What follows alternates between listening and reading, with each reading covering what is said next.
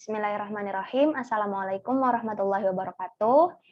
Yang terhormat kepada Ibu Salwa Nur Syahida, selaku dosen mata perkuliahan Analisis Kombinatorika. Di sini kami dari kelompok 6 dan saya selaku moderator atas nama Sarliana Rahma Putri, dan di sini juga ada teman-teman saya yaitu Nurul Cahyani, kemudian Najmuddin Nuari dan Nurul Wahyuni. Di sini kami akan menjelaskan mengenai sub 9.2 mengenai Pascal Matrix, identitas binomial. Bagian yang pertama akan dijelaskan terlebih dahulu oleh saudari Nurtri Wahyuni. Dipersilahkan. Baik, di sini saya akan menjelaskan tentang definisi dari Pascal Matrix. Jadi, pada bagian ini kita mempertimbangkan penggunaan aljabar linier untuk membuktikan identitas binomial, termasuk identitas yang melibatkan dua jenis bilangan Stirling, bilangan lah, dan juga bilangan Fibonacci. Jadi, di dalam Pascal Matrix ini, kita akan kembali menggunakan aljabar linier. Nah, banyak dari identitas yang digunakan itu identitas Bn sama dengan sigma dari K sama dengan 0 sampai N dikali kombinatorial NK dikali AK untuk beberapa barisan AN dan Bn. Hubungan ini sebenarnya dapat dinyatakan dalam bentuk matriks. Untuk melihat ini, ambil versi kiri kanan segitiga Pascal ke atas melalui baris M dan tempatkan ke dalam matriks persegi PM. Matriks ini dikenal sebagai matriks Pascal.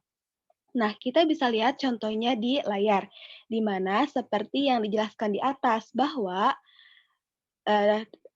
identitas dari Bn sama dengan sigma K sama dengan 0 sampai N dan seterusnya itu dapat dibuat matriks, di mana bentuk matriksnya seperti ini contohnya. Jadi di dalam matriks ini kita mengambil dari segitiga Pascal. Nah, ini ada 1, 1, 1, 1, 2, 1, dan 1, 3, 3, 1 itu merupakan bagian dari segitiga Pascal. Baik, bisa dilanjut.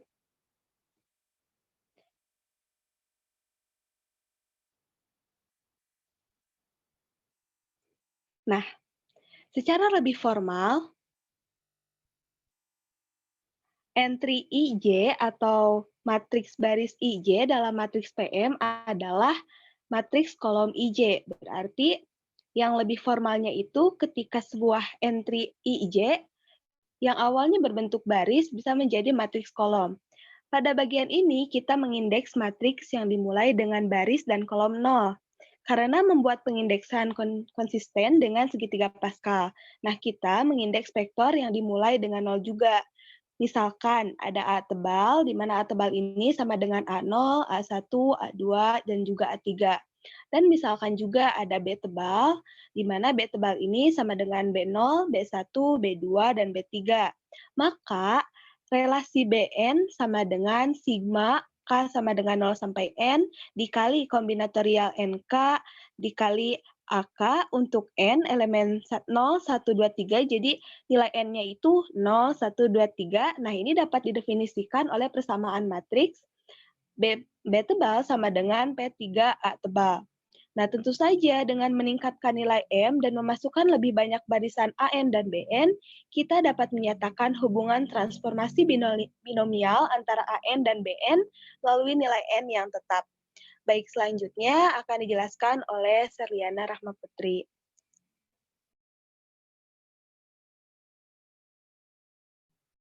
Baik. Sekarang mari kita lihat beberapa identitas koefisien binomial yang dapat kita peroleh dari hubungan D tebal sama dengan PM dikali A tebal. Nah, di sini maksudnya untuk vektor A dan B di R pangkat M tambah 1. Karena PM adalah segitiga bawah dengan semua satu pada diagonalnya, maka PM dapat dibalik. Nah, dengan demikian, kita dapat menghitung PM inverse yang juga harus segitiga bawah. Jadi karena mereka sama-sama segitiga bawah, maka PM ini dapat kita hitung PM inverse-nya. Kita juga bisa menggunakan kekuatan PM, dan kita juga bisa mentranspos PM, yang mana masing-masing matriks ini jika digabungkan dengan matriks asli PM akan memberikan identitas binomial. Mari kita mulai dengan PM inverse yang mana diberikan oleh teorema berikutnya. Selanjutnya. Nah, teoremanya itu adalah teorema 37, yang mana PM inverse ini adalah matriks M+1 dikali M+1, yang mana entry-nya adalah matriks baris IJ, yang mana adalah matriks kolom IJ dikali min 1 pangkat I min J. Contoh dari matriks ini bisa kita ubah M-nya adalah 3, yang mana P3 inverse adalah bentuk matriksnya seperti yang terlihat di layar share screen. Seperti ini. Kita lihat bahwa ini sama seperti yang tadi, yang segitiga Pascal dijelaskan di awal, tetapi karena inverse jadi ada beberapa bilangan yang ada minusnya. Seperti ini, 1, yang tadinya 1, 1 menjadi min 1, 1, kemudian yang tadinya 1, 2, 1 menjadi 1, min 2, 1, dan yang tadinya 1, 3, 3, 1 menjadi min 1, 3, min 3, 1. Untuk penempatan negatifnya bisa kita lihat ini berselang-seling atau zigzag. Selanjutnya, untuk bukti teorema 37 dapat dijelaskan oleh saudara Najmuddin. Dipersilakan.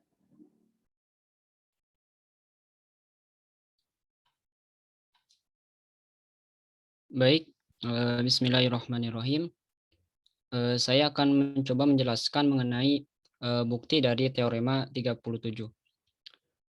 Misalkan kita mengalihkan VM dengan vektor kolom U sama dengan 1, X, X pangkat 2 sampai X pangkat M, di mana kita untuk mendapatkan beberapa vektor V, karena baris N dari PM ini terdiri dari baris N dari Pascal segitiga, maka kita memiliki teorema binomial Vn sama dengan sigma K sama dengan 0 sampai N dikali kombinasi NK dikali X pangkat K sama dengan X plus 1 pangkat N. Jadi vektor V ini sama dengan 1, X plus 1, X plus 1 pangkat 2 sampai X plus 1 pangkat M. Contohnya ketika M sama dengan 3, maka kita memiliki operasi seperti berikut, di mana matriks PM dikalikan dengan vektor V sama dengan matriks yang tertera pada layar. Sekarang mari kita cari matriks segitiga bawah yang memetakan vektor V sama dengan 1, X plus 1, X plus 1 pangkat 2 sampai X plus 1 pangkat M. Kembali ke vektor U sama dengan 1, X pangkat 2 sampai X pangkat M. Dari teorema binomial yang tadi, maka kita tahu bahwa sigma K sama dengan 0 sampai N, kombinasi NK dikalikan dengan X plus 1 pangkat K dikalikan dengan min 1 pangkat N min K, maka hasilnya X plus 1 min 1 pangkat N sama dengan X pangkat N sama dengan vektor UN. Karena ini benar untuk setiap N, matriks segitiga bawah yang memiliki entry IJ atau matriks baris sebagai matriks kolom IJ dikalikan dengan min 1 pangkat I min J memetakan vektor V ke vektor U. Sebut saja matriks ini yaitu matriks AM untuk saat ini. Contohnya yaitu matriks A3. Bisa dilihat dari layar. Selanjutnya.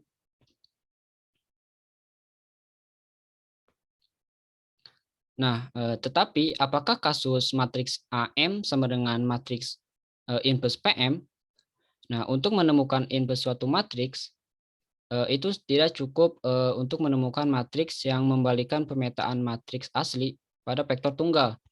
Bahkan tidak cukup untuk menemukan matriks yang membalikan aslinya pemetaan matriks pada jumlah vektor yang tak terbatas.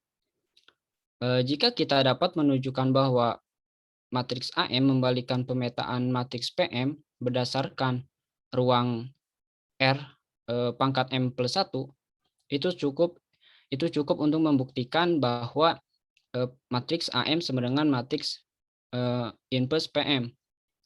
Nah, ternyata vektor U sama dengan 1, X, X plus 2, X pangkat 2, X pangkat 3 sampai X pangkat M untuk M plus 1 nilai nyata untuk M plus 1 nilai nyata yang berbeda dari X sebenarnya merupakan basis untuk ruang R pangkat M plus 1.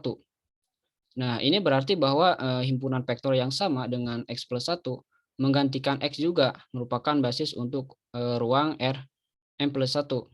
Jadi, kita telah menunjukkan bahwa matriks AM membalikkan pemetaan matriks PM pada dasar dari ruang R pangkat M plus 1. Jadi, terbukti bahwa matriks AM sama dengan matriks inverse PM.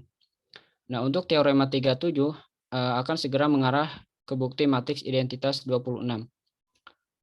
Nah, selanjutnya akan dijelaskan oleh Nurul Cahyani.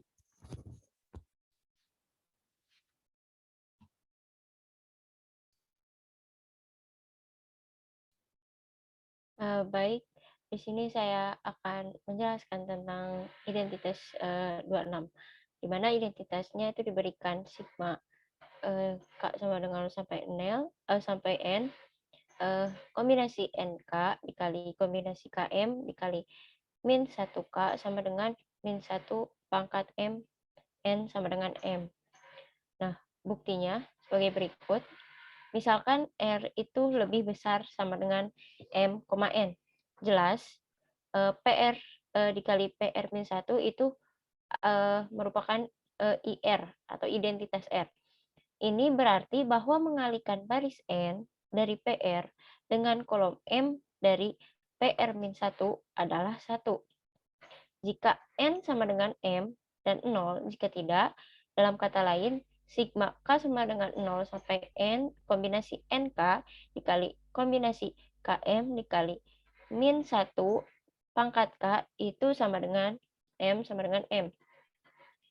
Mengalihkan kedua ruas dengan min 1 pangkat M menghasilkan identitas. Ide yang sama bisa kita gunakan untuk membuktikan formula inversi binomial. Lebih lagi, argumen ini sebenarnya berjalan dua cara. Dalam arti, PM-1 bisa juga diturunkan dalam variasi formula inversi binomial dalam teorema 2. Sekarang, mari kita pertimbangkan kekuatan PM. Pertama, definisikan PMX ke matriks yang berindeks IC. Nah, entry-nya adalah kolom IC X pangkat I min J. Contohnya yaitu PMX di mana itu M-nya itu sama dengan M3 ya, 3. Nah, kan di ini itu yang matriks kan kita bisa lihat nih matriksnya kayak seperti ini. Misalkan ini itu adalah indeks 1 kan, I-nya 1 dan J-nya 1. Nah, di sini juga X-nya itu kita masukkan ke sini ini. Nah, I-nya itu kan 1, dikurangi J-nya juga 1, jadinya 0 kan. Jadinya X pangkat 0 itu sama dengan 1. Kemudian untuk indeks 2,1, nah, kita bisa masukkan I-nya itu 2, kemudian J-nya itu 1. Jadinya kan X pangkat 1. Sehingga hasil pada matriksnya juga akan X di sini. Nah, dan seterusnya akan seperti itu. Sehingga dihasilkan matriks seperti pada layar berikut. Kita bisa melihat ya bahwa PM1 itu sama dengan PM. Dan PM-1 itu sama dengan PM pangkat min 1. Umumnya, PMX memberikan kekuatan X dari PM.